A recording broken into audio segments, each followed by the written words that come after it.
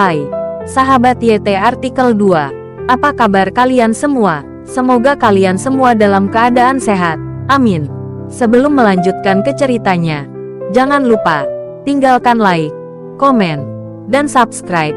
Karena dengan like dan komentar kalian, yang semakin membuat admin semangat mengupload lanjutan ceritanya.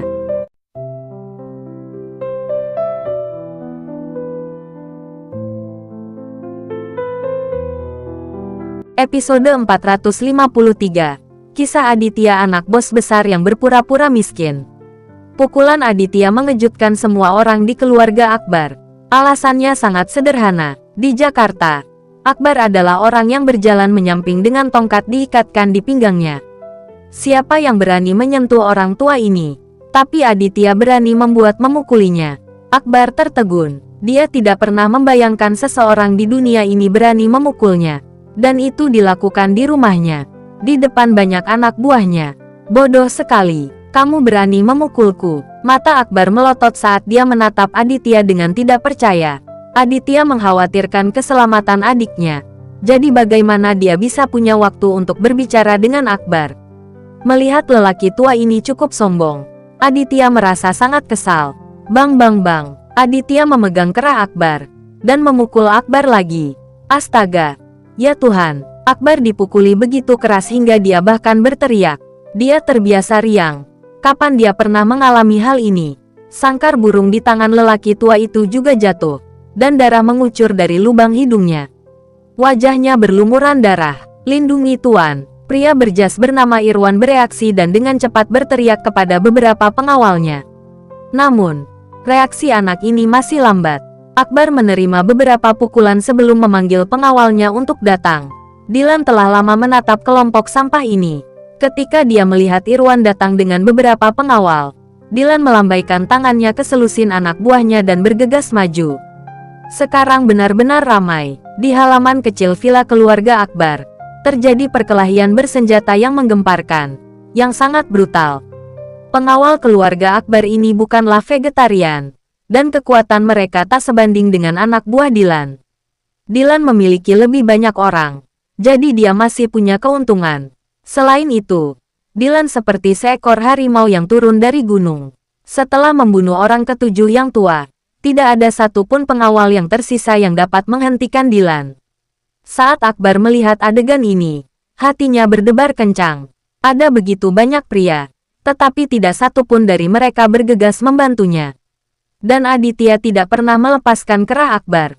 Tendangan ini menghancurkan Akbar. Klik, aduh, tulang rusuk Akbar patah karena tendangan Aditya, dan dia menjerit kesakitan. Dalam waktu setengah menit, seluruh pengawal Akbar terjatuh. Dua kaki mereka patah, dan mereka meratap sambil memegangi kaki mereka yang patah. Dua anak buah Dilan terluka, tetapi mereka tidak terluka parah dan tidak apa-apa. Adik, jika ada yang ingin kita bicarakan, tolong berhenti memukulku. Akbar tidak bisa menahannya lagi dan memohon pada Aditya. Katakan dengan baik, bukankah aku baru saja memberitahumu? Aditya berteriak dengan marah, menatap langsung ke arah Akbar. Akbar melihat mata Aditya dan tiba-tiba tersentak ketakutan. Mata Aditya sangat menakutkan. Itu sebenarnya memiliki niat membunuh yang kuat. Seolah ingin membunuh seseorang. Ya. Saya baru saja bingung. Sekarang mari kita bicara dengan hati ke hati. Mari kita bicara dengan hati-hati. Napas Akbar cepat. Wajahnya memerah. Dan dia menyeringai dan berkata kepada Aditya. Jika kamu begitu baik, mengapa kamu harus dipukuli seperti ini? Kata Aditya sambil menamparkan wajah Akbar. Akbar sangat marah hingga dia sangat marah. Dia belum pernah dipukuli seperti ini seumur hidupnya. Adik, katakan saja padaku apa yang ingin kamu lakukan. Aku pasti akan bekerja sama denganmu. Akbar menahan amarahnya dan tidak berani menghadapi Aditya secara langsung. Bang bang, Aditya melambaikan tangannya dan menamparkan Akbar dua kali lagi. Memukuli lelaki tua itu sampai dia tidak dapat menemukan apapun untuk dilakukan. Siapa adikmu? Aditya bertanya dengan marah. Ya, apa perintah Anda, Tuan? Suara Akbar bergetar, dan dia hampir menangis. Di mana kedua putramu? Suruh mereka segera keluar. Akbar benar-benar tercengang sekarang. Baru kemudian dia ingat bahwa begitu Aditya masuk, dia menyuruh kedua putranya keluar. Mereka belum kembali. Akbar memutar matanya beberapa kali dan tergagap pada Aditya. Jika ini adalah waktu normal, Akbar pasti akan berpura-pura. Dan berbohong adalah hal yang lumrah baginya. Tapi dia terlalu takut pada Aditya saat ini.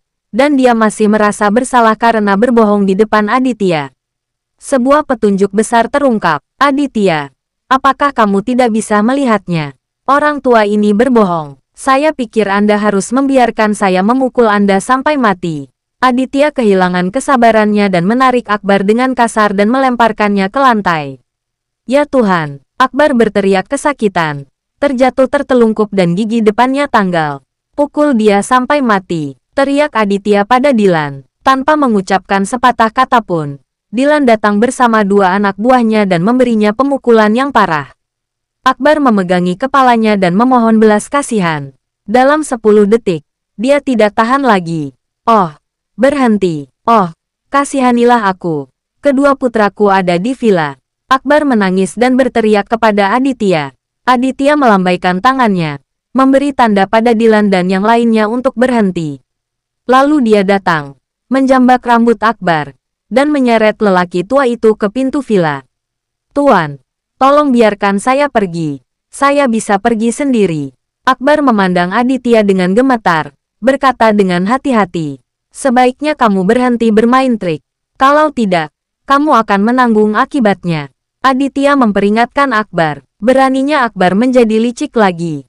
Dia menemukan bahwa Aditya benar-benar ngotot.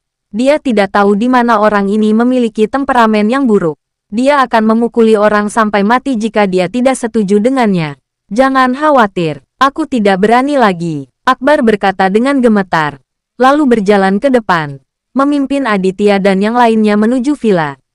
Putra kita baru saja kembali. Mereka sekarang ada di ruang bawah tanah. Ikutlah denganku. Akbar takut Aditya akan memperbaikinya lagi. Jadi dia mengambil inisiatif untuk memimpin sekarang. Aditya tampak murung dan mengikuti Akbar tanpa mengucapkan sepatah kata pun. Kelompok itu hendak melewati ruang tamu dan menuju ke pintu masuk ruang bawah tanah di sebelah mereka. Tetapi pada saat ini, suara seorang gadis terdengar. Tolong, tolong aku. Lepaskan aku secepatnya. Meskipun suara gadis itu sangat keras, suaranya dipenuhi rasa takut dan putus asa, dan terdengar agak memilukan. Bagaimana situasinya? Aditya berhenti. Dia tahu bahwa suara itu jelas bukan suara April. Dan suara itu datang dari kamar tidur di sebelahnya, yang hanya berjarak beberapa langkah dari Aditya. Mendengar teriakan minta tolong gadis itu, wajah Akbar tiba-tiba menjadi pucat dan diam-diam dia memikirkan sesuatu yang buruk. Aditya berjalan ke pintu kamar tidur dan mendorong pintu, tetapi dia tidak membukanya. Pintunya dikunci dari luar. Ledakan. Aditya tidak membuang waktu dan menendang pintu hingga terbuka. Di tempat tidur besar di kamar tidur, tangan dan kaki seorang gadis diikat. Dengan ekspresi ketakutan dan tak berdaya di wajahnya, menatap Aditya yang mendobrak pintu. Saudaraku, tolong bantu aku. Aku mohon. Gadis itu memandang Aditya dengan penuh kerinduan dan berkata dengan putus asa. Bersambung.